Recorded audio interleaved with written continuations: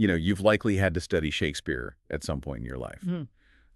Maybe you love the poetry, or maybe it just felt like this really intimidating chore. Right, just staring at all those archaic words. Exactly. Staring at archaic words while a teacher insisted it was, the absolute height of human genius. But I want you to try and imagine a completely different scenario. Imagine being handed a copy of Hamlet or The Tempest. But that book represents the very empire that conquered your people. Yes, exactly. The language inside that book is the language of the people who extracted your resources, the people who erased your history and forced you into a colonial school system. It changes your entire relationship to the text. It really does. That- Because what do you do with that book? I mean, you could throw it away, you could burn it. But what if instead you take that book out into the middle of a dirt road during a festival? You put on a wire mesh mask, and you use the words of Julius Caesar as the soundtrack to a literal physical duel. A duel where the winner actually beats the loser with a wire whip. Yeah, it's intense. Well, you weaponize the text. You're taking the very instrument of your subjugation, this high culture poetry used to prove your so-called incivility, and you're turning it into the exact mechanism of your liberation. And that visceral, blood in the streets reality is exactly where we are starting today. Welcome to this deep dive. It's going to be a fascinating one. We're spending our time today unpacking a really brilliant stack of sources. Specifically, we're looking at excerpts from a scholarly collection called Native Shakespeare's, Indigenous Appropriations on a Global Stage. Which was edited by Craig Dayan and Parmita Kapadia. Right. And our mission today is to look at how cultures across the entire globe have taken William Shakespeare, the ultimate untouchable symbol of British literature and colonial hegemony, and hacked his works to forge their own independent identities. And we should clarify, we are not talking about traditional theater here. No, definitely not. We are steering way clear of polite productions of Macbeth in modern dress. We're looking at Caribbean masquerades, postmodern indie novels, African-American literary criticism, and acts of profound post-colonial resistance.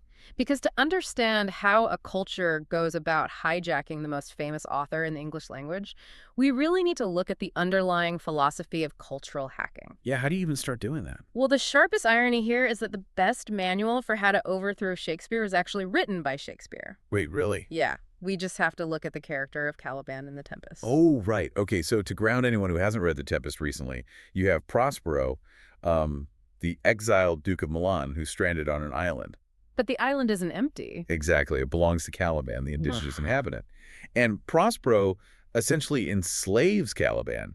He teaches him the colonizer's language and forces him to do all this brutal physical labor to maintain the island. And Caliban realizes very quickly that the language he's been forced to learn, well, it isn't a gift, it's a cage. Yeah. He has this defining moment of logic where he says to Prospero, you taught me language, and my profit on it is I know how to curse. Wow. He understands that the only value the master's language holds for him is the ability to articulate his own rebellion.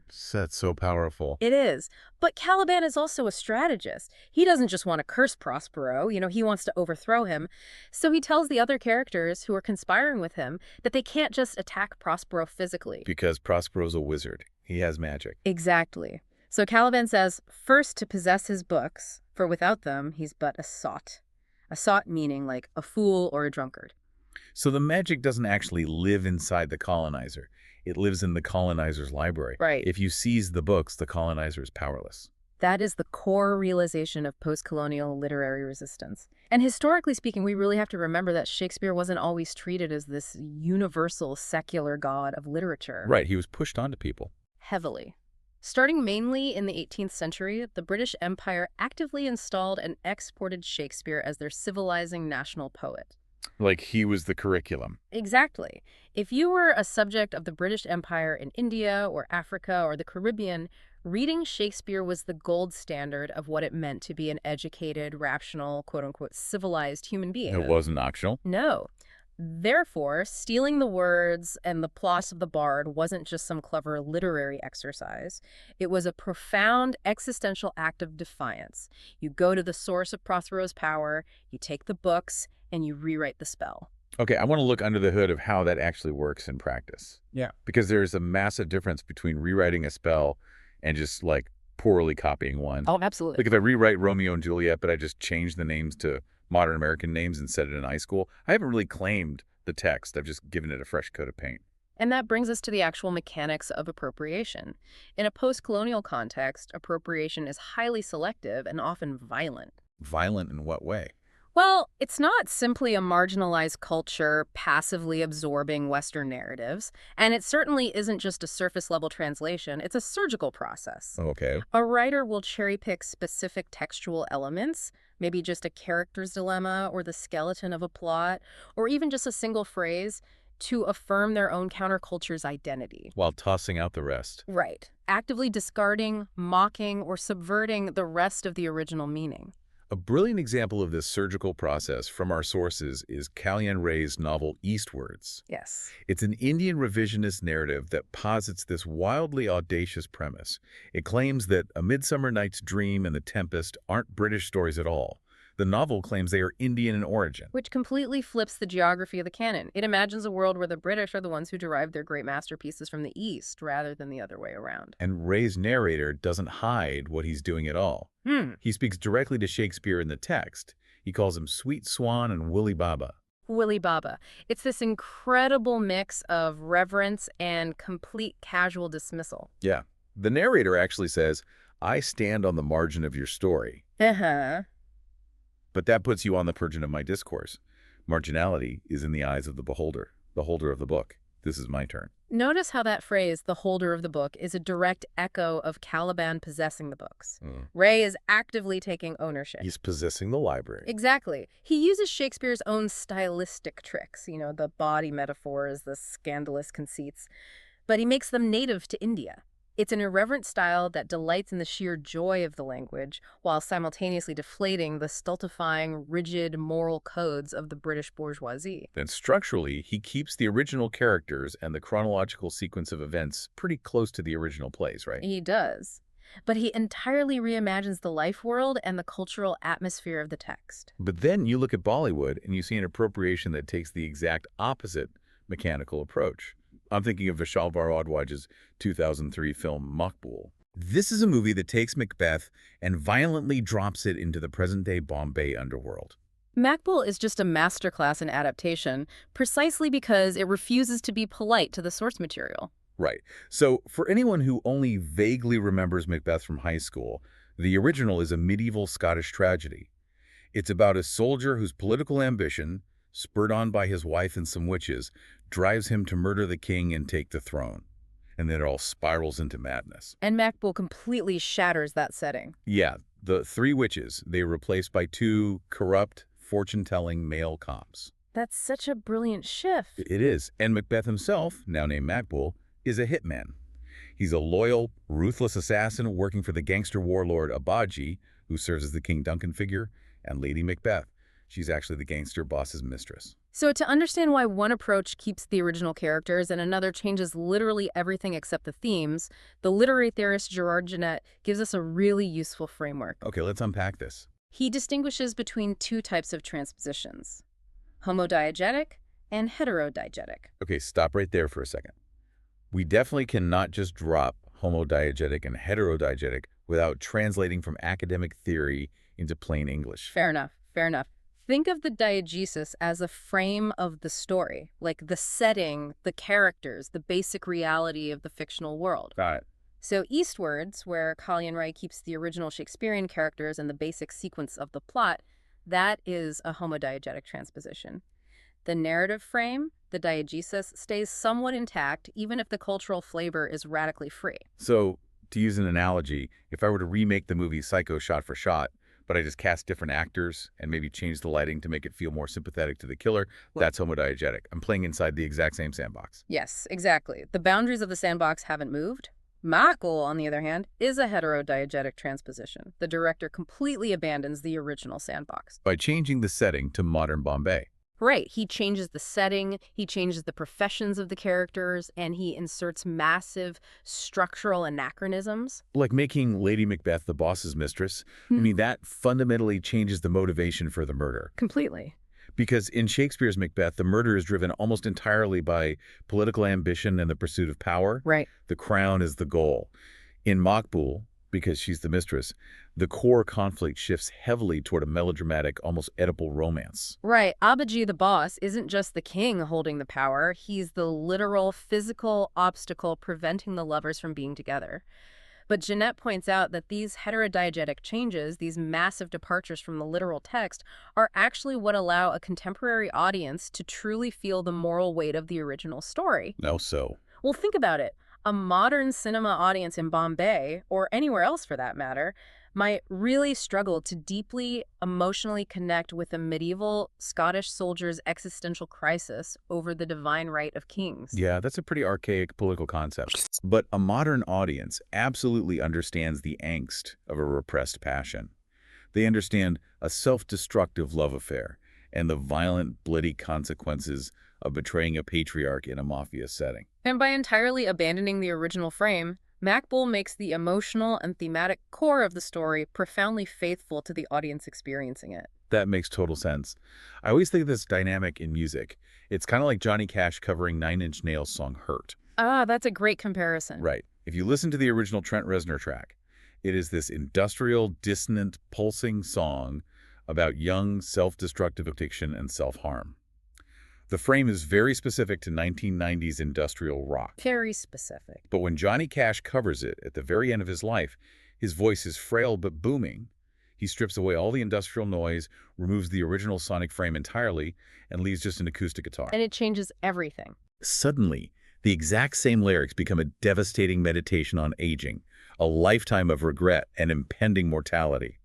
He heterodiegetically transposes the song, he abandons the original frame, but in doing so, he makes the emotional truth of the lyrics hit 10 times harder for a completely different audience. Cash possessed Trent Reznor's book and rewrote the spell. Exactly. But I have a pushback here. If these cultures are playing on Shakespeare's turf, aren't they just proving that the British were right all along? That Shakespeare really is the ultimate boss of literature? And that is the exact question that keeps cultural critics up at night. You're heading on what post-colonial scholars call the trap of imperial pluralism. Okay, let's get into that. What does that mean exactly? It's the worry that this global love for Shakespeare might not actually subvert the empire at all. Does it just reinforce Western capitalism and cultural dominance in a new, disguised way? Like giving the empire a rebrand. Yes. Let's look at the Royal Shakespeare Company's Complete Works project from 2006. The RSC is arguably the most prestigious institutionalized Shakespeare company in the world. The epicenter. Exactly. So they invited theater companies from all over the globe to come to Stratford-upon-Avon and perform their own cultural responses to Shakespeare. You had an Arabic production called Baghdad Richard, taking on Richard III. You had a play called The Indian Boy, written in response to A Midsummer Night's Dream. I mean, if I read that in a press release, it sounds incredibly inclusive. It sounds like a genuine celebration of global voices being given a massive platform. And that is the brilliance of imperial pluralism. It always looks like progress, but if you analyze the promotional language and the institutional context, the cracks become really obvious. What kind of cracks? Well, the marketing for The Indian Boy leaned heavily on tropes. It described an ancient forest and a feral child, while the Western developers in the play were positioned as the representatives of rational progress. Fakes. So, subtly, the production is reproducing the old colonial binary. The East is wild, ancient, and childlike, while the West is modern, structured, and rational. They invited them to the table but forced them to sit in the exotic chairs. That's a perfect way to put it. Furthermore, we have to look at the economic reality. The RSC initiated this massive global festival at the exact same time they were preparing to tear down their old theater and build a massive, expensive new arena. Oh. They needed funding. They needed a global brand expansion. So they were essentially using these native voices from around the world as a form of flexible, outsourced labor. They bring in global diversity to expand the economic footprint of a British institution. Right. They create the appearance of a beautiful, equitable global pluralism, but underneath they are reproducing the logic of global capitalism. Right. The diversity is consumed by the institution to enrich the institution. Proving that no matter how you adapt the play, all roads and all profits still lead back to Stratford-upon-Avon. Exactly. The empire isn't just writing back. The empire is being asked to read aloud for the entertainment and profit of the metropole. That is incredibly slippery terrain. Because if you engage with the institutions of the colonizer, their theaters, their publishing houses, you risk being consumed by them. Which makes me think the only way to truly hack the text is to take it completely outside of those institutional spaces. And that is exactly what we see when we move away from traditional theater and publishing. We have to look at what happens when the text is out in the wild, governed by the people, not by a box office. Let's travel to the Caribbean then, specifically to the small island of Carriacou, because this is where we see a visceral, boots-on-the-ground ritual where the text isn't just adapted, it is literally weaponized. We are talking about the Shakespeare Mass Festival. The Carriacou Mass is a breathtaking event. It is a true syncretic ritual. Meaning it blends things together. Yes, it fuses entirely different cultural traditions into something brand new, blending old-world holiday customs with African Caribbean carnivals. To paint a picture of what this actually looks like for you listening, every year, around mid-February, men from the small villages on this island dress up in these intensely bright, elaborate costumes. They wear crowns made of ficus roots. And wire mesh masks. Yeah, these wire mesh masks painted with exaggerated, almost grotesque animal faces. And they carry whips, real punishing whips, made out of telephone wire wrapped in plastic. And this is where Shakespeare enters the carnival. Right. So these men face off in the middle of a dirt road, surrounded by a huge crowd, and they engage in these intense, highly aggressive verbal duels. But they aren't freestyling.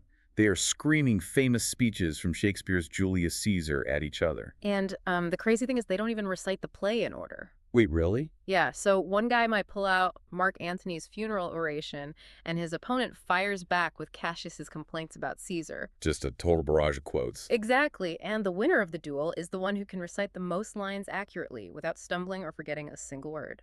And the prize for winning. You get to physically whip your opponent with that telephone wire. It is a stunning display of physical and linguistic endurance, but the immediate question an outsider asks is, why Julius Caesar?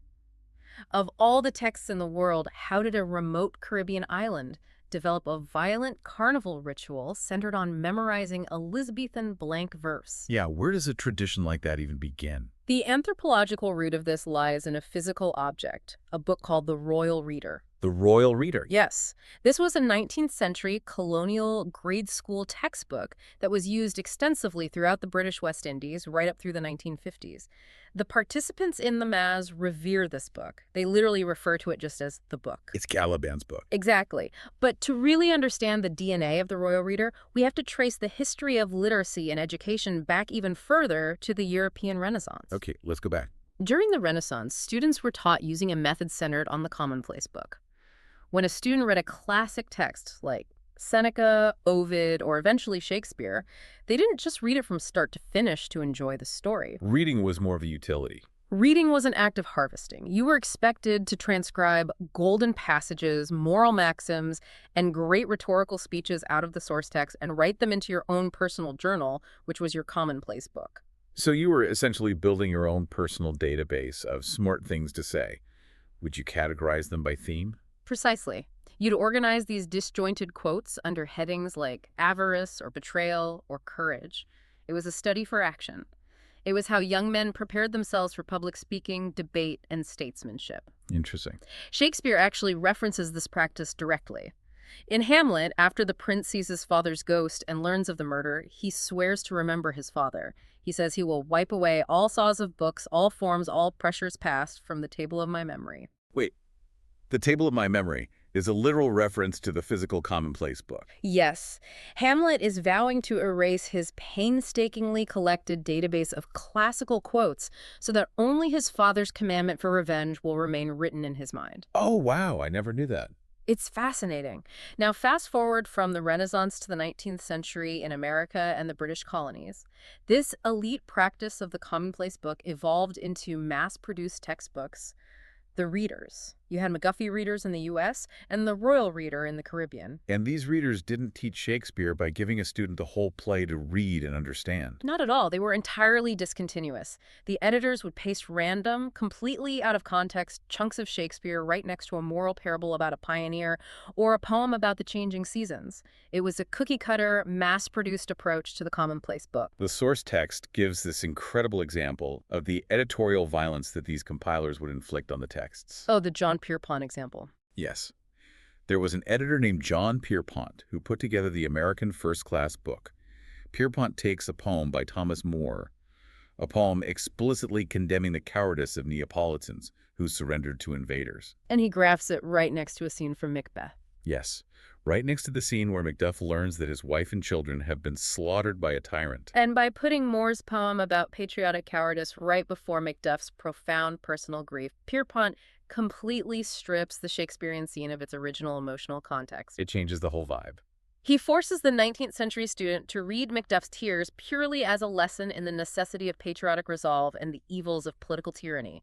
He is teaching students to read Shakespeare as a patriotic slogan, a tool for American or British self-fashioning. So think about what that means for a child sitting in a colonial classroom in the British West Indies.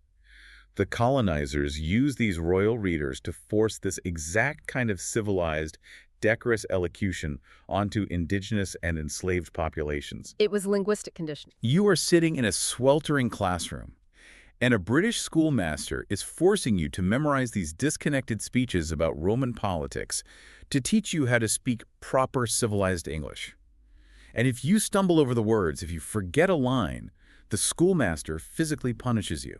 Which is exactly what makes the Shakespeare Mass a stroke of absolute subversive genius. It really is. The British used these books as instruments of assimilation and physical discipline. The Carriapuans took this very tool of discipline and turned it into a competitive, violent, and festive carnival game. They took the colonizers' high culture elocution and dragged it into the dirt. So what does this all mean? I kind of see it as the ultimate reversal.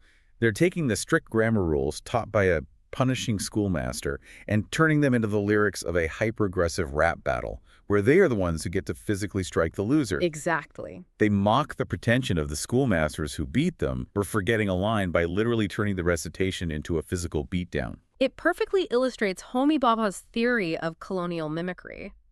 Bhabha points out that when the colonized subject perfectly mimics the colonizer, when they perfectly recite the high culture poetry, it creates a distorting mirror. A distorting mirror. Yes, it fractures the identity of the colonizer by showing that their civilized culture isn't some inherent superior biological trait. It is just a performance. It's a set of scripts that anyone can learn, memorize, and eventually weaponize against the person who taught it to them. I am so fascinated by the intent behind this, though. Is this ritual an expression of genuine love for Shakespeare's poetry, or is it a massive theatrical middle finger to the British teachers who forced them to memorize it? Based on the ethnography provided in our sources by Joan Fayer and Joan McMurray, the answer is undeniably both. Really? Both? Yeah. When researchers interviewed the players, one of them explicitly said that they used to recite histories of Queen Victoria during the Mass, but they switched to Shakespeare because his words were sweeter. Sweeter, wow. They genuinely love the aesthetic richness, the rhythm, and the power of the language, but they have entirely decoupled that sweetness from the civilizing imperial mission of the British classroom. The words belong to the carnival now, not the crown. But what happens when the physical beatdowns of the Caribbean aren't an option? Like when you're an Irish writer in the early 20th century, trapped in a culture that worships the very literature oppressing you, you can't just fight in the streets, you have to wage war on the page. And no one waged textual warfare quite like James Joyce. His novel Ulysses is one of the most provocative restagings of Shakespeare in modern literature.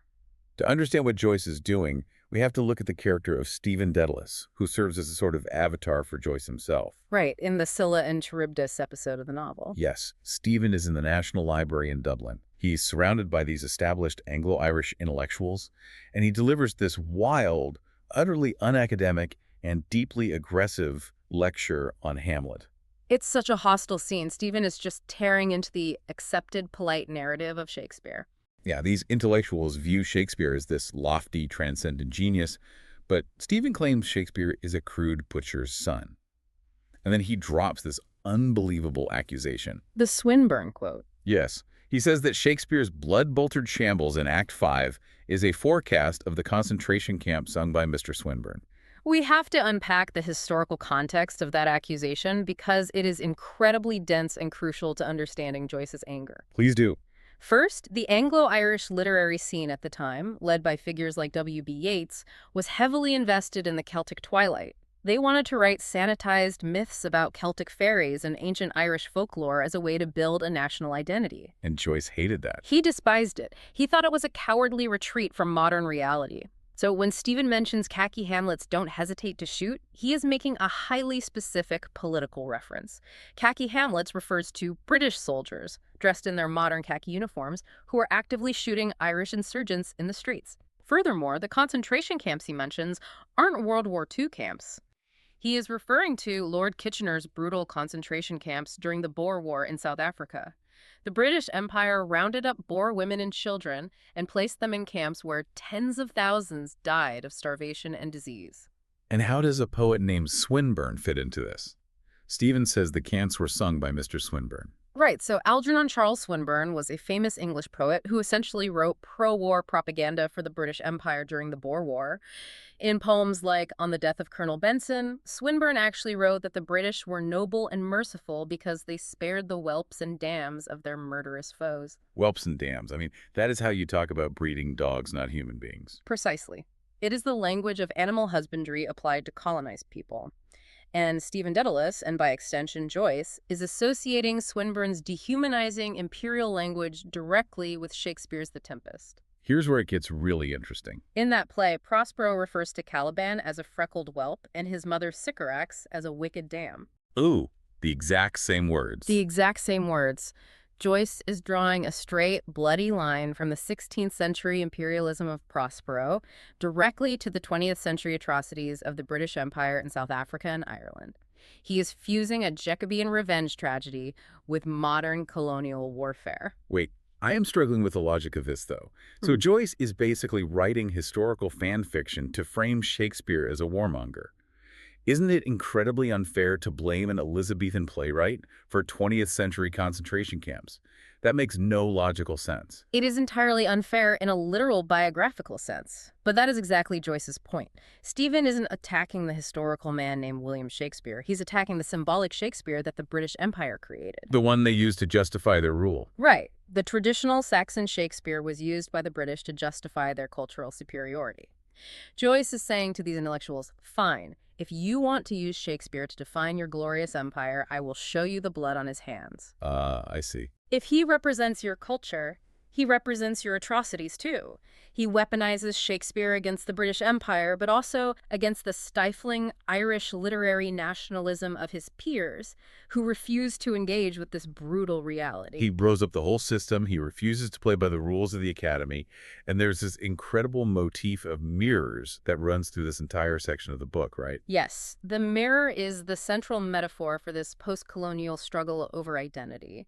Early in the novel, Buck Mulligan, who is a sort of anglicized Irishman collaborating with the British status quo, tells Stephen that his anger is like the rage of Caliban at not seeing his face in a mirror. Meaning Stephen is angry because he's a colonized subject who has no real reflection, no true identity of his own in the master's culture. Yeah. He looks in the mirror and only sees the empire. And Stephen fires back with a brilliant line saying that Irish art is the cracked-looking glass of a servant. The cracked-looking glass. The glass is cracked because the Irish subject is fundamentally deformed by colonialism. They are incapable of recognizing what a fully formed independent subject even looks like anymore. Everything they create is fractured by their servitude. And this mirror motif reaches its absolute climax in the surreal, hallucinatory Circe episode late in the novel. Stephen and Leopold Bloom look into a mirror in a brothel. But they don't see their own faces. No, they don't. They see the face of William Shakespeare. But it's not the majestic bearded bard of Avon that we see in all the oil paintings. It's a beardless, paralyzed, cuckolded Shakespeare who is literally stuttering nonsense. The stage directions explicitly say he speaks with paralytic rage, and he stutters out, "Vita seca, who killa first." Vita seca, who killa first, which is a butchered, nonsensical version of a line from the play within Hamlet. None wed the second, but who killed the first. What Joyce is doing here is systematically breaking the language machine of Shakespeare. Breaking the machine. Over the course of the novel, Stephen has mastered Shakespeare's text. He has debated it in the library, he has weaponized it against the British, and finally, in the hallucination of the mirror, he physically shatters it. He reduces the Lord of Language to a broken, stuttering mechanism. By fracturing the image and the language of the ultimate colonizer, Joyce effectively frees his characters from their colonial servitude. He exorcises the ghost from the mirror so he can finally see himself. It's a necessary destruction. Yeah, Joyce fractured Shakespeare's image because he felt an urgent, desperate need to escape a colonial identity. But if we jump forward several decades, we see Salman Rushdie using a very similar fracturing technique, but for a totally different reason. Rushdie's approach is incredibly distinct from Joyce's. Rushdie isn't trying to escape into a purely national identity like the Irish. Rushdie uses fracture to invent a completely new, playful, hybrid space where different histories just violently, wonderfully collide. Where Joyce is raging against the machine, Rushdie just embraces the chaos of postmodernity. We see this perfectly in his short story Yorick, which is found in his collection East-West. This story is so unhinged in the best way possible. I mean, it's essentially an alternative prequel to Hamlet. Yes. It's told from the perspective of Yorick, the king's jester, the guy whose skull Hamlet holds in the graveyard scene. Oh, that's poor Yorick. But in Rushdie's version, we get the real backstory. We have a 7-year-old Prince Hamlet who is just this lonely, miserable, deeply unpleasant kid. A terrible child. Yes. He misinterprets his parents making love, gets insanely jealous, and ends up tricking Yorick into murdering King Hamlet. And he does this by making Yorick jealous over Yorick's own wife, whose name happens to be Ophelia. It is a complete dismantling of the majestic, tragic architecture of the original play. And Rushdie accomplishes this dismantling through a profound, exhausting linguistic rebellion. He hyper-imitates and relentlessly mocks Elizabethan pedantry. The language is hilarious. He uses these absurd words that the English basically invented out of Latin just to sound smarter than everyone else. Right. They are known historically as inkhorn terms. Inkhorn terms. Yes. During the Renaissance, English writers were constantly coining new, heavily Latinate words to elevate the language and prove they were as sophisticated as the Romans. Rushdie parodies this brilliant impulse until it becomes ridiculous. So ridiculous. There's a specific quote where the narrator promises the reader that he will not merely abbreviate the history, but explicate, annotate, hyphenate, palatate, and permanganate the text. Permanganate, that's what gets me. A permanganate is an inorganic chemical compound. It has absolutely nothing to do with literature. He's just turning every single scientific or obscure noun into an S8 verb to make fun of how pretentious academic writing sounds. He also invents terms like chanticleeric and Taurian, which requires breaking down the etymology to get the joke. Right. Exactly. Chanticleeric refers to the rooster Chanticleer from Chaucer's Canterbury Tales, and Taurian comes from the Latin for bull. He creates these massive, highly educated, obscure adjectives just to describe a literal cock and bull story. It's like taking a beautifully curated, pristine museum exhibit about a great king and choosing to learn the history by reading the crude graffiti scratched into the back of the display cases by the janitors. That's a great analogy. But what is the deeper theoretical goal here? Why tear down Hamlet with a cock and bull story? Is it just for a laugh? No, it's deeply philosophical. To understand the goal, we have to look at the cultural critic Walter Benjamin. Benjamin wrote about the concept of the second tradition. The second tradition. The first tradition is official history, the history written by the winners, the kings, the colonizers, and the institutions. It is presented as a straight line of inevitable progress. And the second tradition. The second tradition is the forgotten history of the losers, the displaced, the migrants, and the subaltern classes who are silenced by official records. Rushdie's postmodern, post-colonial goal is to excavate this second tradition. So he wants to prove that history isn't just a straight line written by kings. It's a messy, discontinuous narrative told by secondary characters, like a fool. Exactly. Literally told by a fool. By admitting right at the end that this is a complete cock and bull story, though, does Rushdie undermine his own rebellion? Or is the joke actually on us for taking any official history seriously? That is the genius of the postmodern maneuver. By admitting his story is a fabrication, Rushdie is pointing a finger back at Shakespeare and back at all of official history. He's saying, my story's made up, but so is yours. Yes. He's saying, my story is a cock and bull fabrication, but guess what? So is yours. He levels the playing field. The joke is actually on us for taking any official history as absolute sacred truth. He breaks the boundary of the traditional approach to history as a factual, inevitable account and shows us that everything from the British Empire to the play Hamlet is just a narrative construction. It's all a story. And if it's a story, it can be rewritten. Exactly. That is a staggering realization. But let's move to our final area of the deep dive. Because Rushdie and Joyce felt the need to reinvent entire plots and fracture entire characters to make their points. Right. Huge interventions. But sometimes, appropriating just one single phrase from Shakespeare is enough to birth an entire critical literary movement. We are moving to the African-American literary reclamation. This is a beautiful example of what we might call quiet appropriation. It centers on the legendary African-American author Richard Wright, famous for novels like Native Son and his memoir, Black Boy. So what did Wright do? Well, in 1957, Wright published an essay collection called White Man Listen.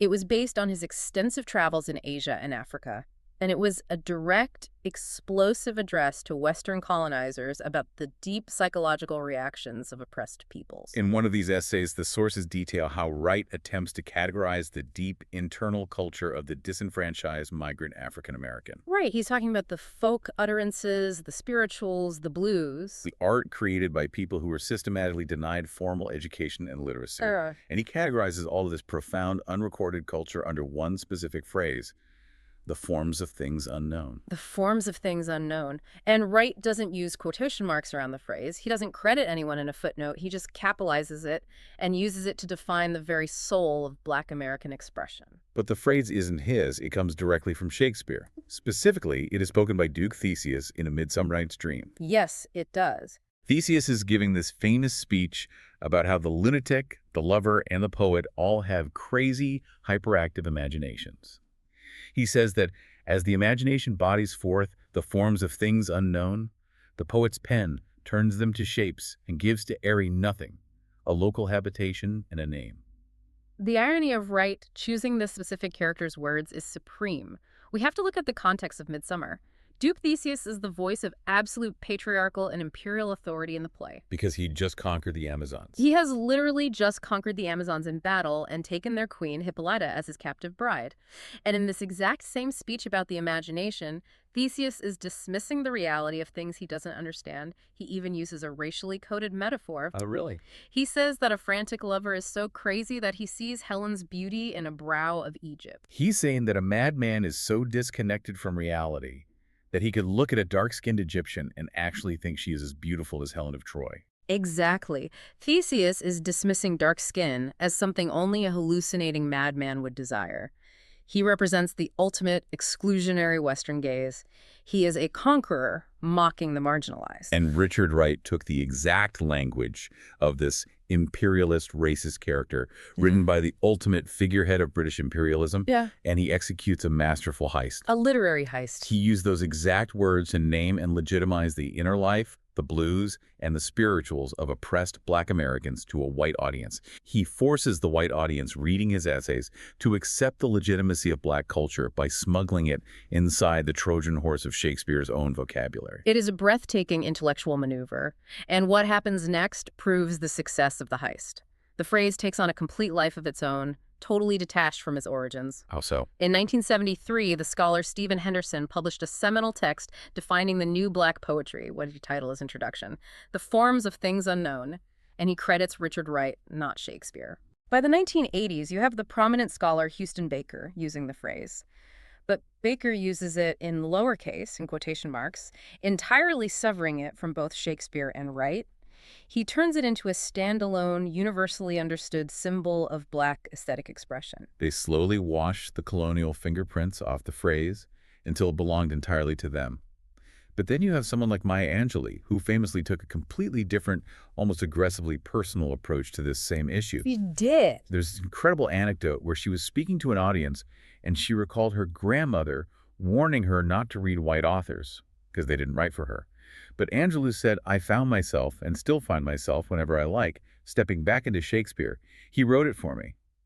And then she declared to the room, I know that William Shakespeare was a Black woman. That statement is electric. Marjorie Garber, a prominent Shakespearean scholar, points out that Angelou often quoted Portia from The Merchant of Venice, a character who, if we look at the text, is openly racist toward the Prince of Morocco. Which is a heavy contradiction. Right. Garber warns against the danger of fetishizing Shakespeare, of pretending he speaks for everyone when his texts often contain severe racial prejudice and colonial assumptions. But Angelou entirely bypasses all of that critical theory. She isn't interested in a historically accurate colonial Shakespeare. She claimed direct, absolute personal ownership of the bard's empathy. She says, essentially, if this art is truly universal, then I am the universe. He belongs to me. Exactly. Was it ultimately empowering to steal the master's tools to build your own house, as Wright did, Or does relying on a Shakespearean quote accidentally validate the idea that Shakespeare is the only acceptable standard of genius in the Western world? Does it prove that you still need the colonizer's vocabulary to legitimize your own soul? That is the enduring tension. Do you dismantle the master's house with his tools, or do you abandon the tools and build a new house entirely? I think what these authors prove is that the tools themselves are neutral. A word is just a word. The power lies entirely in the hands of the builder. By taking the forms of things unknown and using it to legitimize the blues, Wright didn't elevate Shakespeare, he elevated the blues. He proved that the highest reaches of human imagination are not the exclusive property of the British Empire. They belong to the migrant, to the oppressed, and to the folk. Let's take a breath and synthesize this incredible journey we've been on today. We started with the physical, visceral whippings in the streets of Carriacou, where colonial education is mocked and subverted through the competitive recitation of Julius Caesar. From the streets to the library. Right. We traveled to the National Library in Dublin, where James Joyce waged textual guerrilla warfare against the British Empire by shattering the image of Shakespeare in a cracked looking glass. We watched Salman Rushdie use a cock and bull story of a jealous child to mock the pedantry of official history. And finally, we saw Richard Wright quietly, brilliantly hijack a single phrase from an imperial conqueror to birth a Black literary movement. And across all these vastly different cultures, different mediums, and different methods, the underlying mechanism is exactly the same. It is the realization that the colonizer's magic is just a book. And a book can be possessed, it can be fractured, it can be mocked, and it can be rewritten. And that is the ultimate takeaway for you, the listener. A text doesn't own you. You own the text. Knowledge, literature, and history are raw materials waiting to be remolded. The X-ray machine of history is broken. The second tradition is waiting to be written. So think about the commonplace books in your own life today, the quotes you retweet, the movie lines you repeat to your friends, the corporate jargon you speak in meetings. Whose empire are you unknowingly quoting? And more importantly, how could you playfully, ruthlessly rewrite those words tomorrow to finally tell your own story? Thank you so much for joining us on this deep dive. We will see you next time.